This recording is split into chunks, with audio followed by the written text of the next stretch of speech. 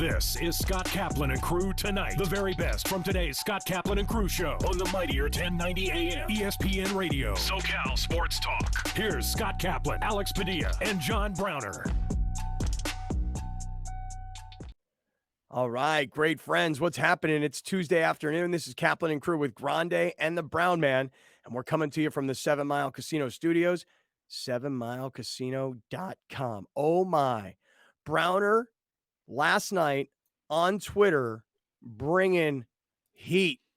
He's pissed about the Padres losing last night in San Francisco when you got a 4-0 lead and you wind up getting walked off in the 11th. Now, Browner, I'm looking forward to some heat. And Grande, I saw that you were at the Blink 182 concert last night, and I can see you're rocking the Blink 182 gear today. So let's get to it. Big Brown, you want to start, or should we have Alex give us a review of Blink 182 before we get started? Let's start with the joy before we start with the pain. Joy, and pain. Yeah, Like no sunshine and and rain. rain. Yeah. Alex doesn't know about that one. You got me on that one. Hold on, you don't know about that song? Don't think so, unless you guys are doing a terrible rendition, which is Okay. the case. It was bad. No. It No. was bad. Yeah. I mean, but together, between me and Browner, Brown, check me on this, but I'm going to go Eric B. and Rakim. Joy, Yes. That's the and pain. okay. uh, That's the first. That's the rap version. Earth, Wind, Yeah. and Fire also originated the song. Eric B. and Rakim mixed it and then made it into a hip hop song. Dude, come on. I sound Pump it up. Yeah. I sound the opposite of Wyndham Clark. You feel me? I love how that name's gonna live forever on this show. Yeah. Wyndham Clark, Yeah. whitest guy of Shout all out. time. I have no idea what Shout you're talking out. about. You don't know who Eric B. and Rakim is? No, I do, but I don't know that song. Joy, and pain. All right, hey, Blink 182, were they at Pechanga last night, the arena? They were. How was it? Honestly, dude, it was so.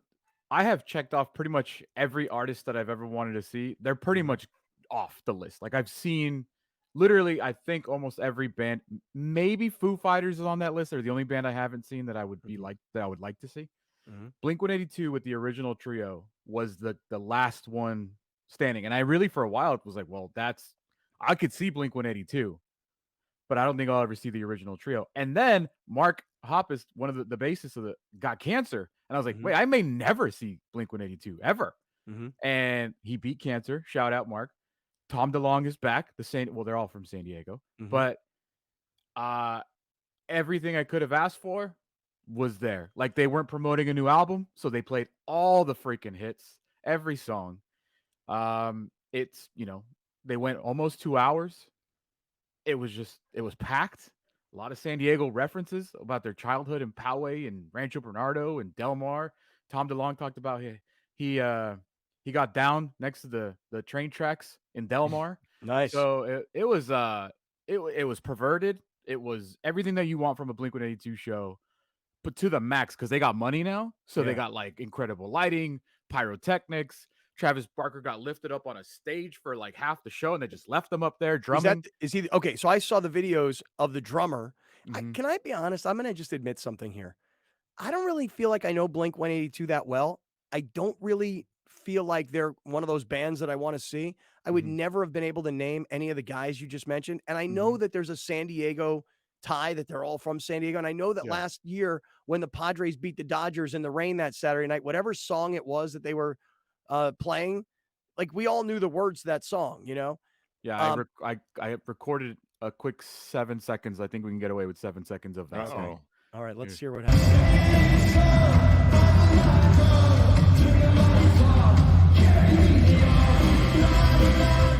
All right, about as much as we can get away with right there. So that's like one song that I know. I don't feel like I know Blink 182. Like for me, if you said, hey, Pearl Jam's playing and Blink 182's playing, it's like, I got to go see Pearl Jam. Foo Fighters, Pearl Jam, Blink 182. Blink 182's, and I just don't know them that well.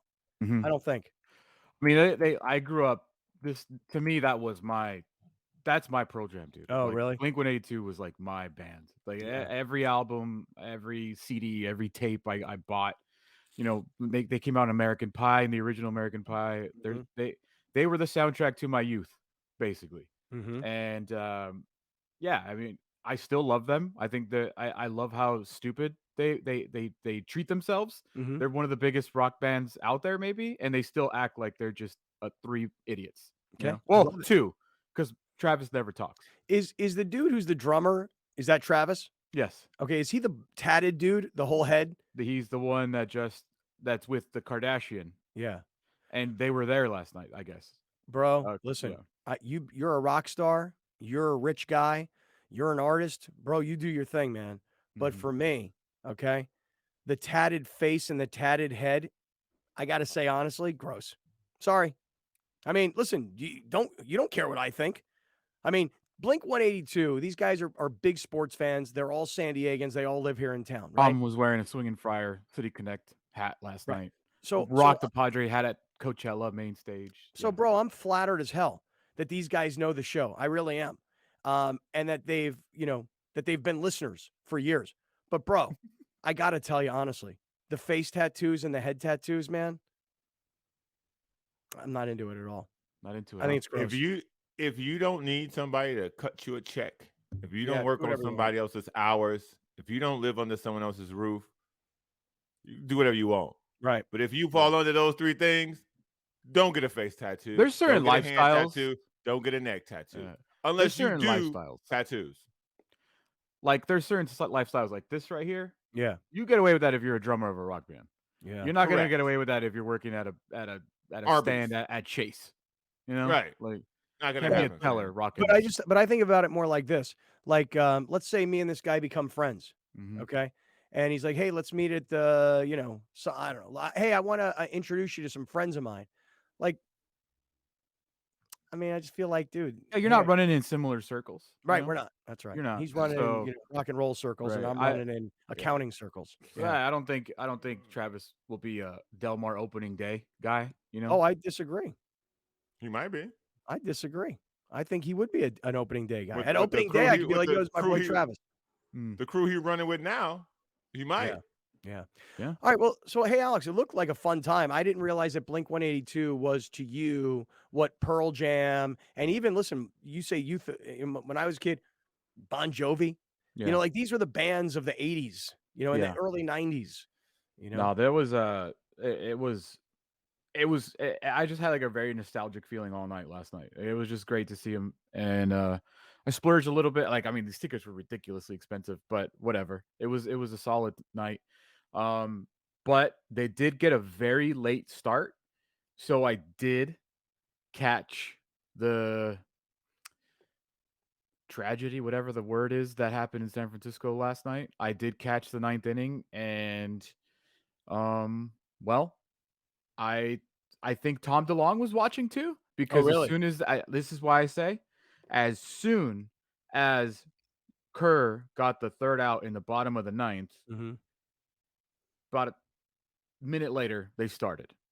Oh, really? Okay, got it. Yeah. So I didn't catch the extra, the 10th inning, but I did catch the 9th inning. Got it. Well, like I said, I saw Browner last night on Twitter, just bringing fire like right away. And I know my phone was blowing up last night with Padre fans who are really blaming Bob Melvin and suggesting that what has Bob Melvin ever really won? Like what was this obsession with Bob Melvin when they hired him? And my answer to everybody was he was not a first-time manager who was cheap and controllable. So the attraction was, hey, look, we've already tried it with two little nobody midget guys who nobody respected these dudes. You know what I mean? And by the way, I'm telling you that from the inside. I mean, guys laughed all the time when Andy Green and Jace Tingler, who were like 5'7", 5'8", walked into that clubhouse. They were like these little guys. And I know that sounds weird, but that's baseball players telling us that. So Bob Melvin, he's kind of a big guy, kind of like Bruce Bochy. He had all the success in Oakland, even though they didn't win. But they pieced together teams every year, and that required real management. The way the Padres hired him, which was under the radar when no one knew he was available, the fact that his credentials are what they are compared to the previous two guys, that was the obsession. Now, all of a sudden, Padre fans are like, well, he got to go. I mean, I'm not on that train yet, to be honest. But, Brown, you were kind of bringing it last night on Twitter, telling everybody, tune in today. So what's on your mind, dog? Listen, I got to be very honest about when I start this. Bob Melvin was the right hire. He was. It's going wrong. And that's possible. That could happen. You could make the right decision, but the decision still turned out to be wrong. The other two guys had to go. You needed an experienced manager who had a I'll do it my way kind of attitude. Mm-hmm. You needed that at this point because the players didn't trust the next guy they were going to bring in if he was a first-time manager from some organization that another one of these guys upstairs worked with before. So that was going to hurt this team in some way, shape, or form because they wouldn't trust the manager. Now I just think they don't like him. Why? What tells you? If I'm in that clubhouse today, if I'm on that team, mm-hmm. bro, what the hell are you doing? We on a roll. We feel good about what we're doing right now. We struggled to start the season. We were in a haze. It wasn't working. Now this team looks like it's working. Soto 2 bombs last night. Tatis was electric this weekend. We beat the number 1 team in baseball in a series. We go on the road against a division team. Games we have to win. Bob Melvin is an experienced manager. He knows how important division games are. You put Hader in the game to win the game. That's it. if you want to give somebody else some innings, do it in the 8th inning. If they smoke it in the 8th inning, okay, that didn't work out.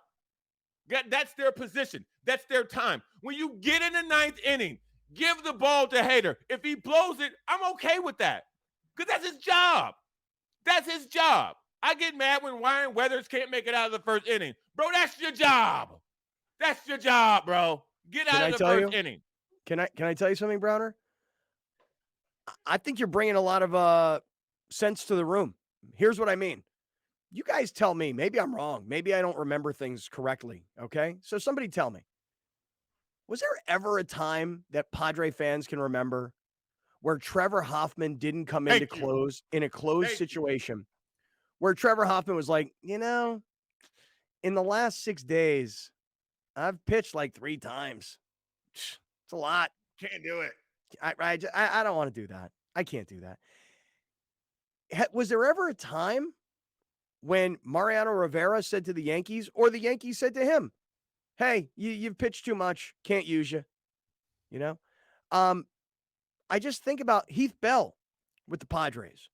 He wasn't Trevor Hoffman, but he was a really, really good closer for a few years. I don't remember ever a time where the Padres were like, we can't use Heath Bell tonight. Now, again, maybe I'm wrong. Maybe they used Heath Bell 6 straight games and he actually did need a break. Maybe Trevor Hoffman wasn't available for a game because he'd gone 6 or 7 straight days. I don't remember it. But I don't know if I blame Bob Melvin for Josh Hader not coming in last night. I'm trying to figure out who to blame because I want to blame somebody, Brown. So I don't know. Should I blame Hader? Should I blame Preller? Should I blame analytics? Should I blame Melvin? Who should I be blaming in all of this? A lot of people on Twitter were yelling at me that I don't watch baseball because no closer in baseball goes 3 days in a row. No closer in baseball goes through. One closer's gone 3 days in a row this year, and supposedly he got roughed up. All I'm saying is this. You can't pitch 3 days in a row. Like, really? You literally can't pitch 3 days in a row? Come on, bro. Really? I would rather Josh Hader go out there and get roughed up and take that blown save than Luis Garcia do it. I'm paying a 29-year-old all-star $14 million to win me games like the one last night. So, but is it Hader? Is it Hader saying I can't or I won't? Or is it the numbers? I don't want to hear a damn thing about the numbers. I don't want to hear about whether Hader doesn't or does. The manager's job at the end of the 8th inning, when you're not hitting, is to send somebody out there to win the game if you have the lead. Within three runs, It's supposed to be the closer's job because that's what he's supposed to be doing. If you're a big old baseball nerd and you say, "Oh, no closer around the league goes more than 3 games," then they all soft. Then they all soft. I don't want to hear that, man. What you mean you can't go 3 days in a row? That's your job. Now 6, 7, okay, you got me. Nobody should be running out there 7 days in a row, 6 days in a row, throwing 90 to 100 miles an hour. It's not right for the body. Three, and it's not even 3 in a row. And here's the other thing. You're making this point, and your point's a good one, I think, which is Padres take 2 out of 3 from Tampa. Padres have won, I think the number is 15 of their last 25. Check me on that for a second. But here's the thing. The Giants have won 7 in a row. The Giants just swept the Dodgers in LA. 8 now, right? Now it's 8 in a row. The Giants are coming in hot. You're on the road. You're putting these guys down. They're making a comeback. Full control of the game. Got to win this game. Got to start this series, a 4-game series against a division rival who's ahead of us. Mm-hmm. Got to win this game. So, I'm not sure who to blame, because if this is Josh Hader, who's saying, hey, it's not the way it works for me. I pitch every other game, or I pitch 2 days in a row and then I need a couple days off. Bro, what are you, like, you dictate the schedule? Bro, listen, I love Josh Hader. He's been great here. Once he got over the bumps, he's been great here. If you can't do 3 days in a row, give me another guy. Well, how about knowing the situation? How about being like, listen, 3 days in a row might be a little bit much to ask. But I'll tell you what, coming off the series win we just had and going into San Francisco, you need game 1 of this series, we got to win this. I'll be available for game 1, 3, and 4. Thank you. And this is part, and this is what bothered me the most. The Giants have a better record than you. Even though you've been playing good, they've been playing better. You go into this game, they dominated that game. Padres did. Yes, the Padres did. Everything we think about the Padres has been on full display like the last 10 games. They look better than the team that they're playing. They look better. Last night, they looked better. And they lost the game because you didn't want to put the closer in. Again, it's not 3 days in a row. So I don't really understand if it would have been 3 days in a row. Saturday, Sunday, Monday. If your argument, that's true. That's how days work. I like the way you just kind of chose not to blow that off. Like you were on the verge of completely blowing off the facts. And then you kind of actually pumped the brakes and went, okay, you know what? He's right. It is 3 days in a row. But it doesn't change the point. You still have to be able to go 3 days in a row. You gotta be able to do it. Last year, Hader did not pitch 3 days in a row all season, but he did pitch twice in 1 day against the Cubs in a doubleheader, and he did just fine. 2 innings pitched, 4 strikeouts, no runs, 1 hit. If that to me seems a lot more significant than 3 days in a row. To me, I don't know. Like you're down to throw this guy out there. I mean, he was with the Brewers at the time, but like he can pitch twice in 1 day, but he can't throw pitch more. 3 days in a row. And it's also he pitched. Let me just, for the sake of being correct here and not blowing numbers out of the water, 31 pitches. Mm-hmm. That's too much? Wait, he had 31 pitches in that 1 day? No, 2 days. The previous 2 games against the Rays, he pitched 31 pitches. You pitched 31 pitches, and you add 30 pitches per like bullpen session before you even go out to throw. Even if it's 50, that's 80. So you've pitched 160 pitches in 2 days. Dude, this isn't Little League. Okay? Here is from the Union Tribune this morning. Okay. The Padres determined that 3 relievers were unavailable last night, based largely on formula that weighs how many times a pitcher has pitched, warmed up, a number of pitches, has thrown along with certain metrics that indicate arm fatigue. Mm-hmm. Martinez had pitched 3 times, 4 innings, 65 pitches in the previous 4 days. Wilson had pitched 4 times, 3 1/3, 61 pitches in the previous 6 days. Hader had pitched 3 times in 6 days and had not pitched on 3 consecutive days since 2021 when he did it twice. So they went into this game knowing more important that Wilson, Martinez, and Hader unavail. Wait, but Browner, if you've got something more important than that, hold that nugget. Write it down. Okay. Don't forget it, because that's what I would do. I'd say I've got something more important. And then by the time we come back from commercial break, I will have forgotten what was more important. So please put it in the diary and tell us here in a matter of seconds what's more important than that. Because here's the thing. What that sounds like is it's not Hader necessarily. It's the club's analytics. It's the same problem. It's the Tampa Bay problem, from years ago with Blake Snell. Pull him out after 5 when they should have kept him going. It was the World Series. All right, we'll keep going here. And a lot of information about what happened last night because Alex has built a lot of slides that I think everybody's going to want to see. Hey, I just want to remind everybody we are in the 7 Mile Casino Studios, 7milecasino.com. If you are looking for a place to go play blackjack and poker and have the best brunch in San Diego, South San Diego, according to San Diego Magazine, and you want to eat that great food from the Chef of the Year, just recently named, come on down to Sammy's Restaurant and Bar, inside 7 Mile Casino.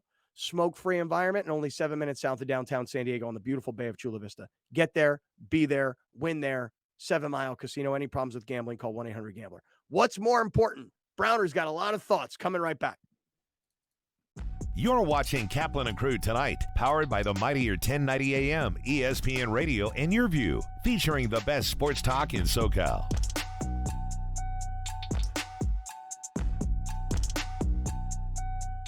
You're listening to the 50,000-watt powerhouse, bringing you the new generation of radio up and down all of California with a little bit of attitude. This is SoCal Sports Talk, the all-new and mightier 1090 AM, ESPN Radio. There's far too many people suffering on the streets, and so we're about helping people find that bright and immediate and safe and healthy pathway off the streets. Our mission is to alleviate the suffering of homelessness throughout San Diego County. We raise money to fund, activate, or lead high-impact homelessness programs, and there's close to 20 different employment and job training programs that we've funded. In 2023, addressing and reducing youth homelessness is one of our primary focus areas. And so we work with Urban Street Angels on a number of strategies and programs. We work with the Youth Assistance Coalition because they're organizations that make impact. We're never going to solve it, but we can meaningfully reduce it and help a heck of a lot of people by raising money to fund and activate a multitude of programs that are tangible and can be quantified and meant to alleviate suffering now, while simultaneously pushing on government to help accelerate their efforts.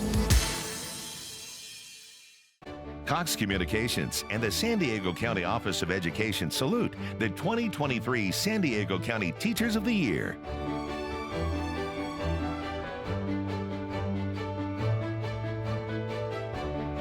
Cox presents Salute to Teachers. Be inspired by their stories and celebrate their accomplishments in a 30-minute education special.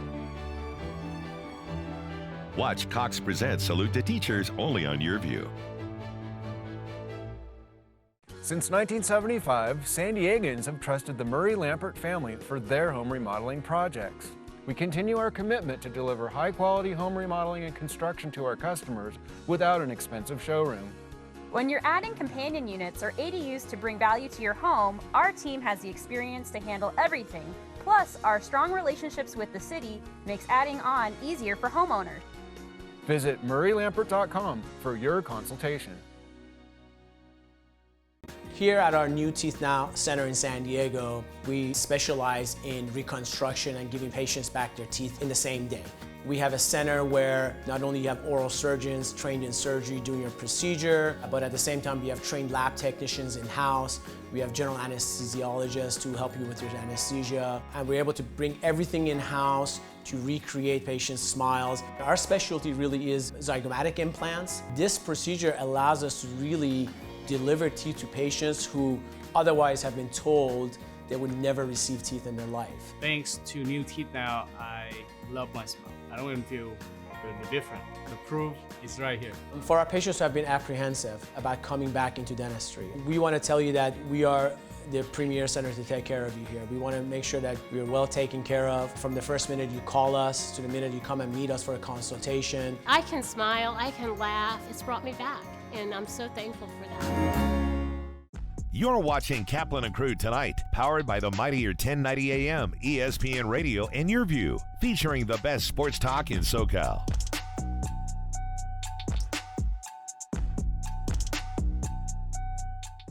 Listen to The Mike Greenberg Show, 7 to 9 a.m. Pacific, Monday through Friday. Greeny brings his unmatched depth of sports knowledge, fun, and entertainment back to ESPN on a daily basis. The Mightier 1090 ESPN Radio, SoCal Sports Talk, and themightier1090.com.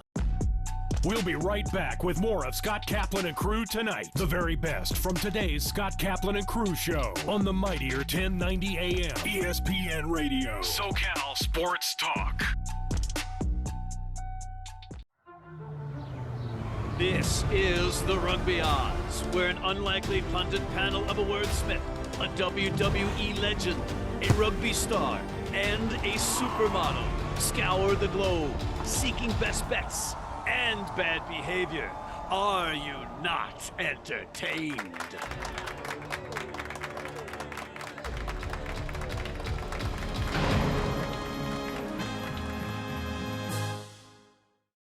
My favorite thing about teaching would be just seeing the growth and the potential of the kids and just kind of letting them explore creative thinking, creative thought, and creative projects. Me and my dad went to Patrick Henry High School, and we have other team members who also went to Patrick Henry, and their kids went to Patrick Henry. Rachel was one of my students, and during my graphic design class, she actually developed a redesign of the Murray Lampert logo, which is how I learned about Murray Lampert. Early on, she showed a lot of just kind of a awareness of design. We've been very active in especially the San Diego Unified School District. I was on one of the boards for a few years. We've participated in middle school in Patrick Henry. A few years ago, we donated the baseball scoreboard, which felt really good because that's where my son played baseball. When the engineering department needed support, we donated for models for the kids in architecture class to build actual framed models. Murray Lampert donated a big marquee, digital marquee, and every morning I see that on my way into the classrooms. It's extremely important for communities and companies to invest in the students. When they do, bad behavior goes down, student achievement goes up. When companies give back to the students just, they feel a part of something bigger. They feel part of a community. They feel like somebody has invested in them. Teachers are very important, and it's important that they get what they need in their classrooms, and we've really been part of that. We're really looking forward to being involved with the Salute to Teachers that's coming this year, and we hope to make that an annual event. The philosophy of integrity here at Murray Lampert is always doing the right thing, even when someone isn't looking. The San Diego Children's Discovery Museum is a children's museum that serves San Diego County. Our area of focus is children between the ages of 0 to 10, but primarily 0 to about the ages of 7. We teach children in an informal, experience-based environment, specifically foundational fluencies, social-emotional learning, and purposeful play. We started PNC Grow Up Great in 2004. It is now a $500 million bilingual early education program, all focused on reaching young children from birth to age 5, with a particular emphasis on reaching low and moderate income children to help prepare them for school and life. And we've been looking for partners, and that's how we got to the San Diego Children's Museum. They specifically have a new mobile unit where they bring STEM-related educational services to kids that can't make it to the museum. We both believe in bringing innovative platforms of learning to children all over the county. I think I'm going to build the castle. Here at our New Teeth Now Center in San Diego, we specialize in reconstruction and giving patients back their teeth in the same day. We have a center where not only you have oral surgeons trained in surgery doing your procedure, but at the same time we have trained lab technicians in-house. We have general anesthesiologists who help you with your anesthesia. And we're able to bring everything in-house to recreate patients' smiles. Our specialty really is zygomatic implants. This procedure allows us to really deliver teeth to patients who otherwise have been told they would never receive teeth in their life. Thanks to New Teeth Now, I love my smile. I don't even feel really different. The proof is right here. For our patients who have been apprehensive about coming back into dentistry, we want to tell you that we are the premier center to take care of you here. We want to make sure that we are well taken care of from the first minute you call us to the minute you come and meet us for a consultation. I can smile, I can laugh. It's brought me back, and I'm so thankful for that. Since 1971, the LGBTQ Center OC has been a pillar of the Orange County community, proudly empowering and advocating for the queer individuals and families who need our support. We've sustained a safe space for the community for more than 50 years and continue to grow the wealth of resources that the people of Orange County rely on. It's true that it gets better. Until it does, the LGBTQ Center OC is here, and we've got you. The San Diego Children's Discovery Museum is a children's museum that serves San Diego County. Our area of focus is children between the ages of 0 to 10, but primarily 0 to about the ages of 7. We teach children in an informal, experience-based environment, specifically foundational fluencies, social-emotional learning, and purposeful play.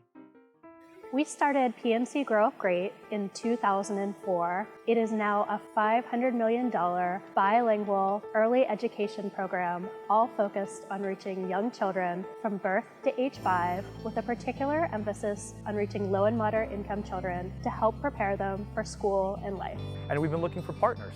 And that's how we got to the San Diego Children's Museum. They specifically have a new mobile unit where they bring STEM-related educational services to kids that can't make it to the museum. We both believe in bringing innovative platforms of learning to children all over the county. I think I'm going to build the castle.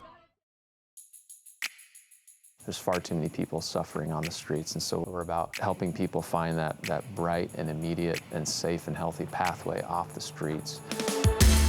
Our mission is to alleviate the suffering of homelessness throughout San Diego County. We raise money to fund, activate, or lead high-impact homelessness programs, and there's close to 20 different employment and job training programs that we've funded. In 2023, addressing and reducing youth homelessness is one of our primary focus areas. And so we work with Urban Street Angels on a number of strategies and programs. We work with the Youth Assistance Coalition because they're organizations that make impact. We're never going to solve it, but we can meaningfully reduce it and help a heck of a lot of people by raising money to fund and activate a multitude of programs that are tangible and can be quantified and meant to alleviate suffering now, while simultaneously pushing on government to help accelerate their efforts. Over 1,000 young people are without shelter in San Diego every night. The Lucky Duck Foundation is here to change that. They're my structure. I feel like I had a safe haven, I had family, even though they're not blood, they were there for me. By getting all the support that I have today, I feel like my future is going to be better than ever. I'm currently going to school and employed. Donate today at LuckyDuckFoundation.org to provide housing, education, employment, and hope. Please share your luck.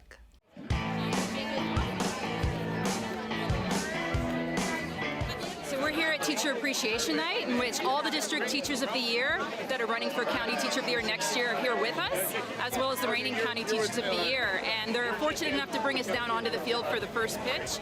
We're celebrating all teachers in the San Diego County, and so it's an honor to represent San Diego Teacher of the Year.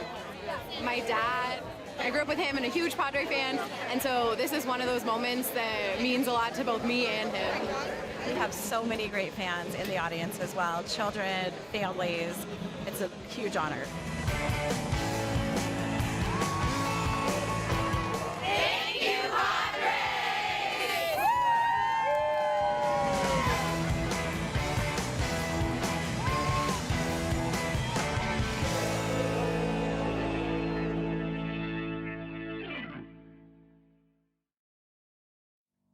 After an accident, you could be faced with a maze of confusion.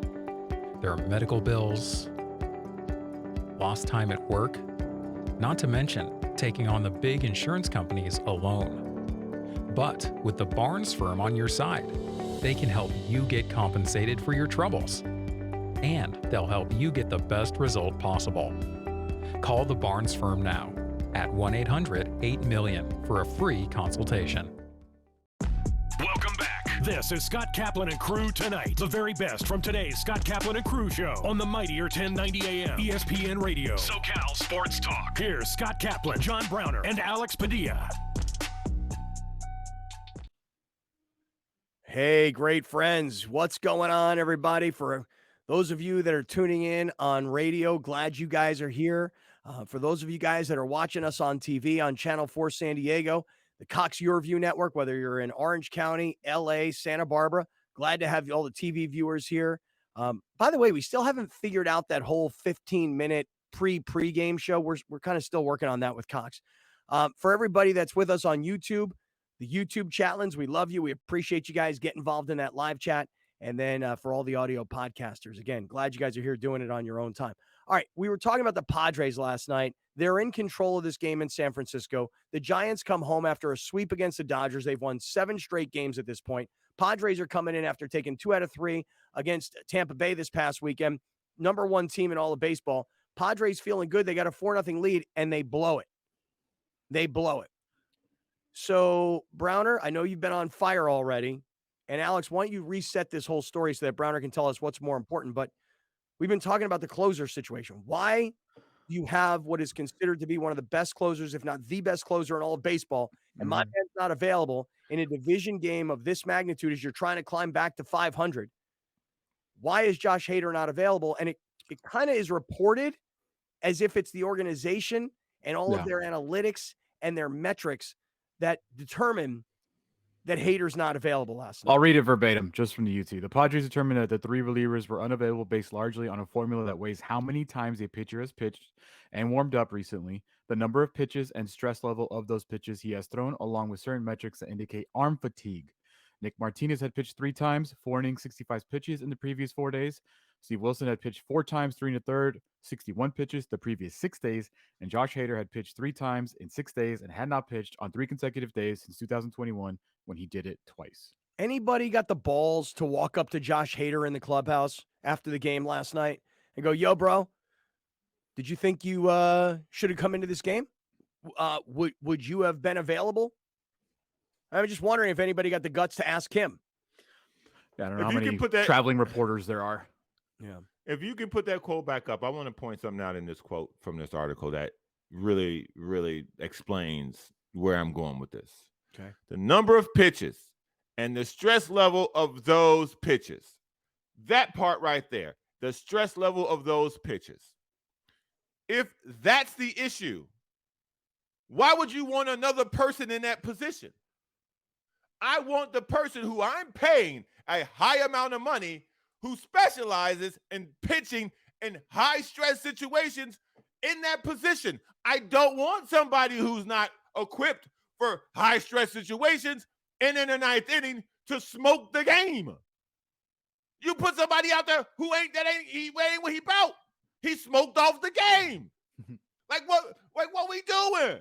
What we doing? I love how angry Browner the whole first 30 games of the season when the team stunk. What was Hader doing out there? Chilling. Is that in the metric? Is the chilling in that? You put that in the metric? How much chill when he don't go out there? You count that? You don't count that? Like what we counting in this? How we measuring the metric? So if he don't pitch for 2 weeks because you stink, and then he can't pitch for 3 days because you don't want to pitch it for 3 days? What? Here's a stat for help you. Me. Here's a stat for you with Luis. Help Garcia. him, he said. Somebody help this brother. No, I'm not gonna help him. I'm gonna make him more mad. Look at how angry he is. Look at him. He's out of breath. Because I want to win. Wow. To make him more mad, Luis Garcia in the month of May. You ready Which, for by this? the way, so glad you brought it back to Luis Garcia because we're talking about Hader not being available. Yeah. Hader didn't have anything to do with the loss last night. Well, he had a lot to do with the loss. Well, what I'm saying is he never stepped on the field. You understand what I'm saying? Yeah, and we're letting Garcia off the hook. What's your best ability? Availability, baby. Yeah. So Luis Garcia had a terrible month of April because he was put into these high leverage situations. He had a 7.71 ERA, and he was not that great. He did have a couple holds, but in May, they kind of stopped putting him in high leverage situations because the Padres were losing so much there really wasn't that many to be in anyways. Mm-hmm. He appeared in 8 games in May. 7 of those games were losses, and he didn't give up a single run. So he came in when they were already losing. Mm-hmm. That's when No he pressure. comes in and does No well. pressure. No pressure Mop up. whatsoever. Yeah. In the game against Colorado, that weird one, and the game yesterday, He did not manage in two very high leverage situations. He did not manage to get more than 1 out in either game, giving up 4 runs. And here's a full-on statistic of what he's done since he's been back from injury. He did have an injury for a while. He's been back for 3 appearances, 1 and 2/3 innings pitch with an ERA of 21.60. Opponents are hitting .556 against them. No strikeouts, 2 walks, and like I said, he's failed to get more than 1 out in 2 of the 3 appearances he's been back. Dude, my man is coming out of the bullpen to pitch batting practice for the Padres. And I shouldn't say it like that. He's coming out of the bullpen to pitch batting practice to, in this case last night, the Giants. Dude, that is unbelievable. And by the way, we can all blame Bob Melvin if that's what you want to do. I'm not here to defend the guy, but I will just say this. If you're the manager and you go into a game like last night and you're told by your front office the closer is not available, this is not a gut. This is not the manager going, I don't want to pitch him tonight. He told me his shoulder kind of hurts a little bit. I want to take it easy on the guy. I know what I'm doing. Everybody else. This is the organization, the front office, the analytics, the nerds, whatever you want to call these dudes. This is an organizational decision that Josh Hader was not available last night. So you want to blame Bob Melvin? I don't have a problem with that. Go ahead. Tell everybody he should be fired. But here's the thing. He knows what he has available in his bullpen, and he's now pulling in this kid and going, I hope he gets it together tonight because his ERA is over 21. So I hope tonight's the night he gets it together. And what did he do? He pitched batting practice. Wild pitch. Yeah, a bunch of stuff. Okay, so let me try to say this calmly because maybe this will go over better. Okay, go ahead. The number that Alex just gave us, they have those numbers. They have them. They know. This is why those guys make so much money telling you who to put in and who not to put in because this many innings and this level of the stress on the pitches, X, Y, Z. They got people who do this and get rewarded handsomely for gathering these numbers and these statistics. If Hader's not available because the nerds say so, why would you put somebody out there who you have all these statistics, because this is what they love to go on, you have all these statistics that tell you he will not succeed in this position. Why would you do that? Whose call was that? So again, it gets me to this position. Okay, this is Bob Melvin on Luis Garcia. We're trying to get Garcia going. Give him a chance. This is Bob Melvin. This ain't me. He hasn't worked to this point. We definitely need another righty. Using the same 2 guys, Wilson and Martinez, and it just hasn't happened yet. This ain't the time, bro. This ain't the time. Use it another part down the road. He's struggling. Let him close some games in the minors. If he's struggling and you know he ain't got it, this ain't the time. The team's flowing. The team's looking good. You got to close the book on that game last night. You just have to. This is what they pay you for. And let me try to figure out this thing about Bob Melvin. Okay, so you hired him because he was an experienced manager. He could mix, because if I remember correctly, he could mix analytics with gut, and that's what made him a desirable hire. I agreed with that at the time.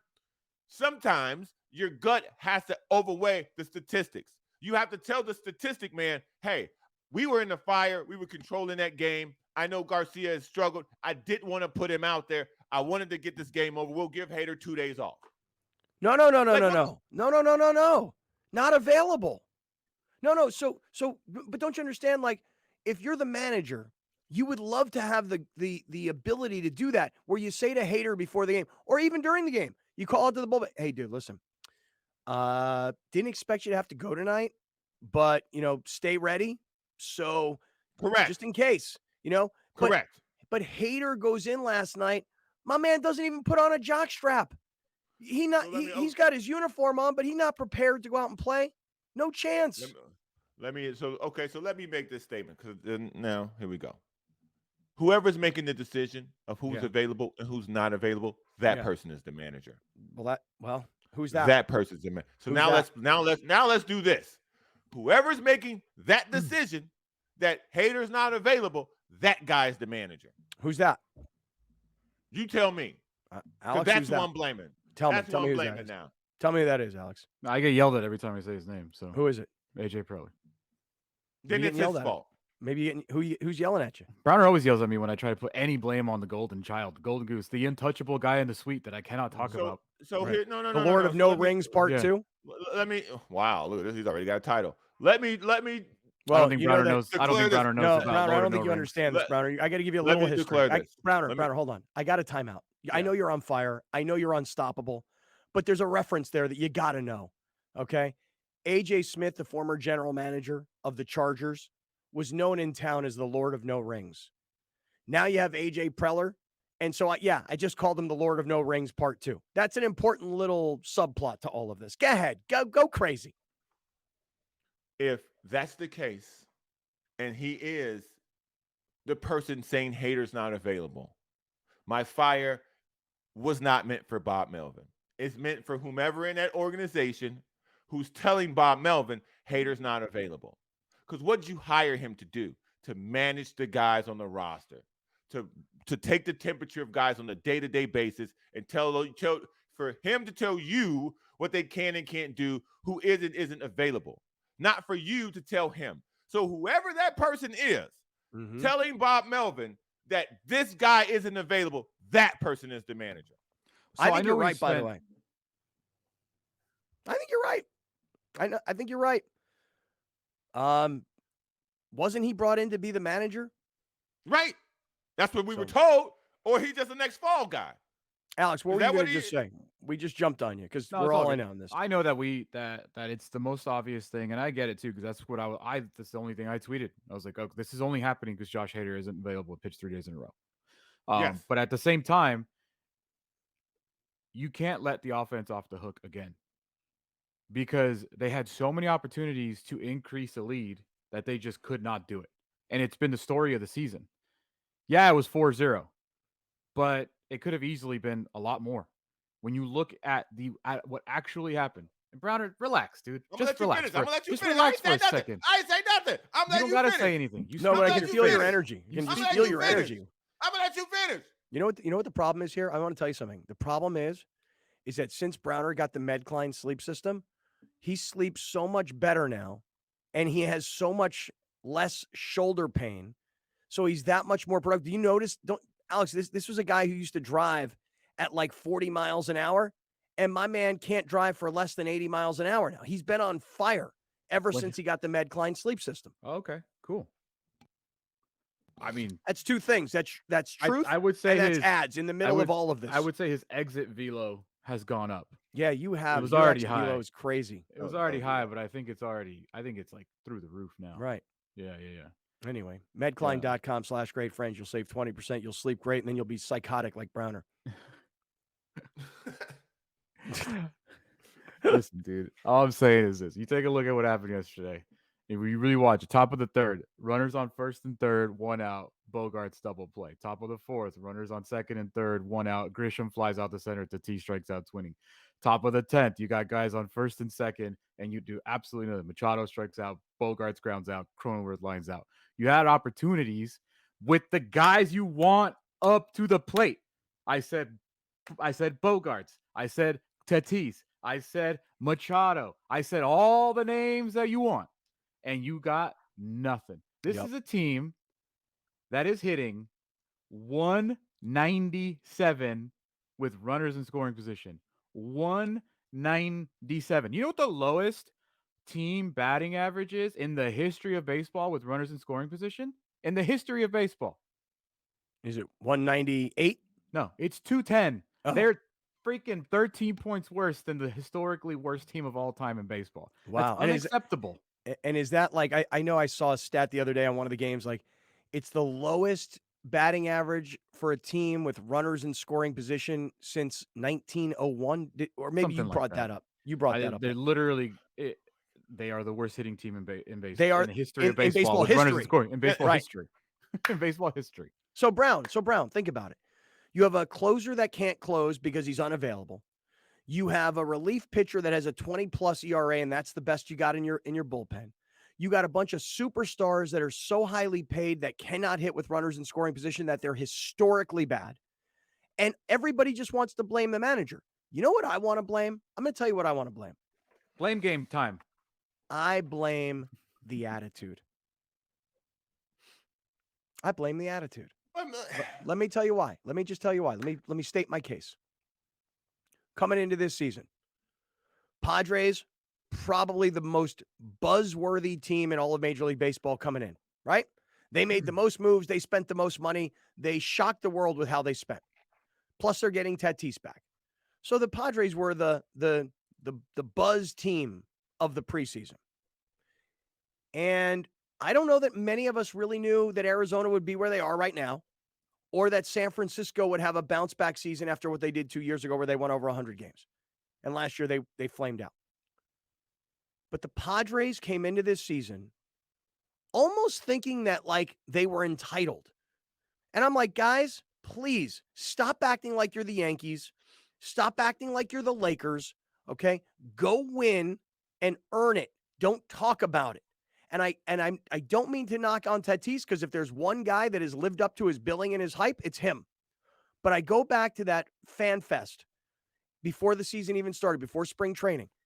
And Tatis sitting there in front of that crowd. It doesn't matter who we're going to play. We're going to win the World Series.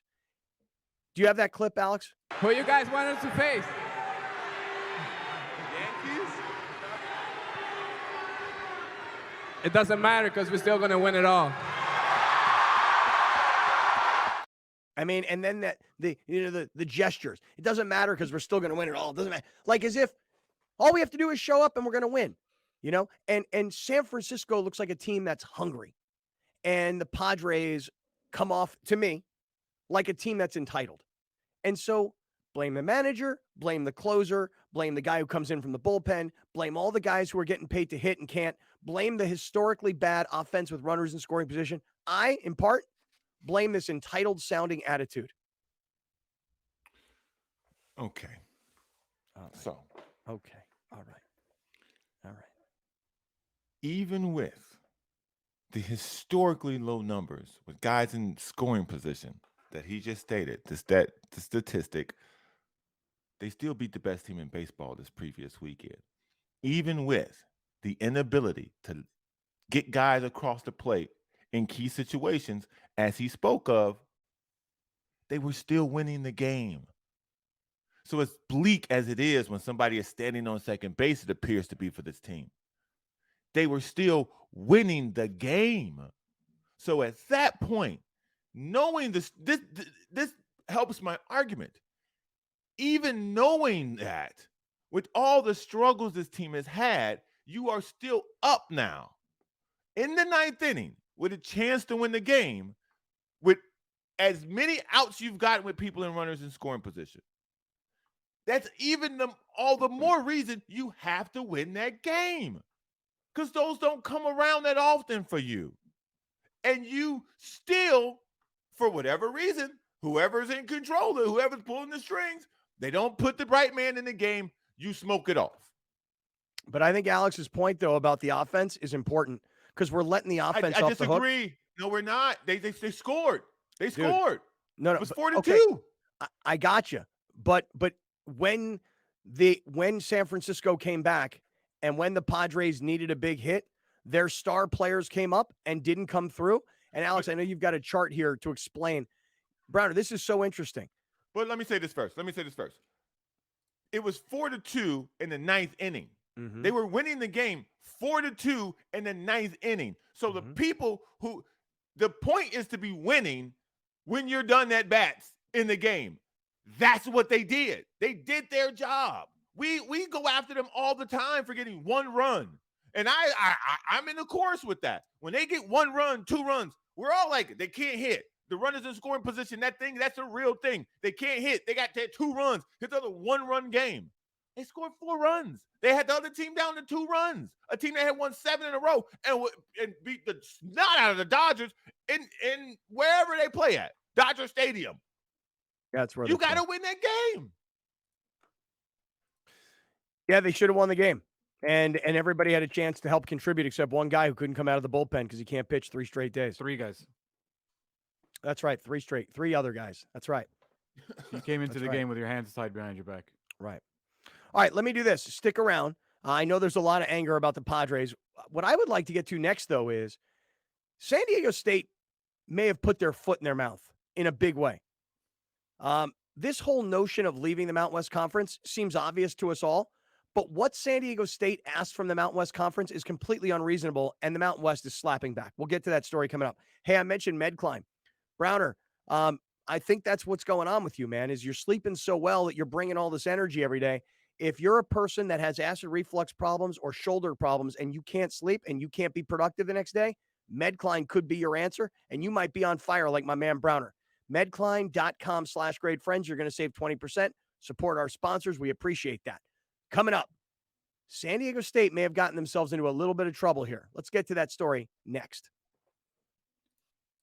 You're watching Kaplan and Crew Tonight, powered by the mightier 1090 AM, ESPN Radio, and YurView, featuring the best sports talk in SoCal.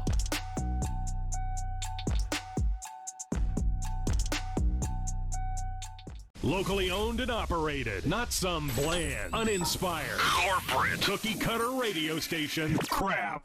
We simply say to those stations, Q. The mightier 1090 ESPN Radio, SoCal Sports Talk. Murray Lampert now brings architectural and interior design to a whole new level for your remodel, ADU, or whole house build. We're truly a team at Murray Lampert Design, Build, Remodel, and we don't take that lightly. Visit murraylampert.com. Great things can be achieved when a community comes together. Join Erica Cardenas on Doing More as she introduces you to ordinary people working side by side to confront tremendous challenges and make a positive impact in their community. Watch Doing More Sunday night at 6 on YurView or stream it online at YurView.com.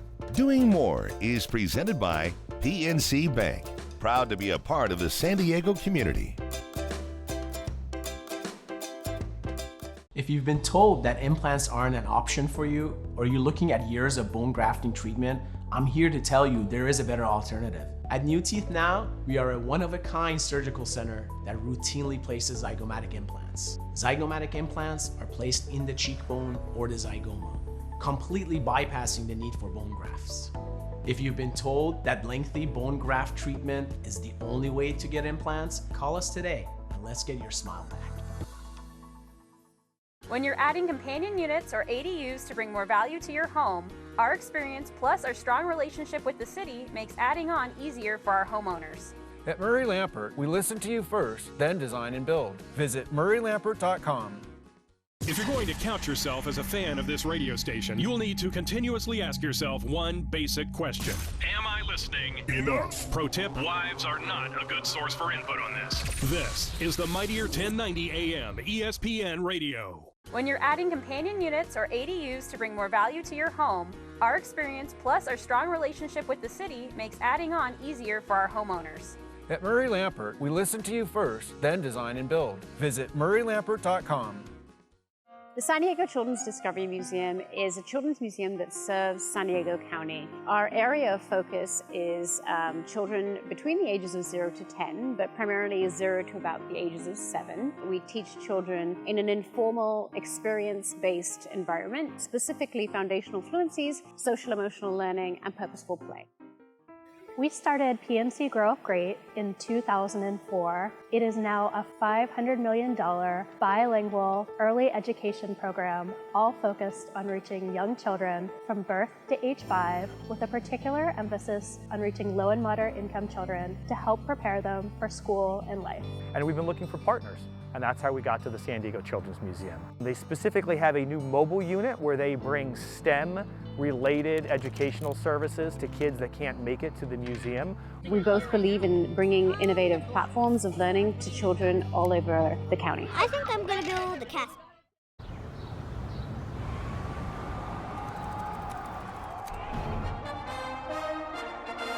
From New York City comes America's longest-running and most popular rugby show.